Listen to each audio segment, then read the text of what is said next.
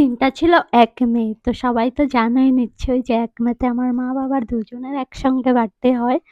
তো আজকে চলো বার্থডে সেলিব্রেশন করব। সুন্দর করে সিম্পল একটা কেক বানিয়েছি। কেকটা কিন্তু খুবই সুন্দর হয়েছে।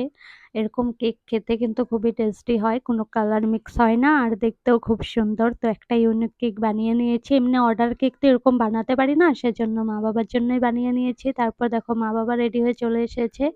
আমি ওদের জন্য একটা গিফট কিনে নিয়েছি। মার জন্য একটা শাড়ি, বাবার জন্য একটা ব্যাগ নিচ্ছি।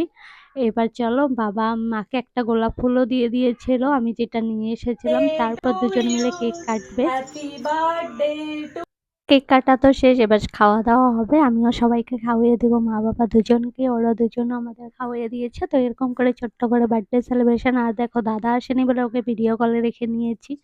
ও কিন্তু প্রত্যেকবারই আসার সময় পায় না, কারণ ওর স্কুল খোলা থাকে। একদিন ১ মে বন্ধ থাকলেও পরের দিন তো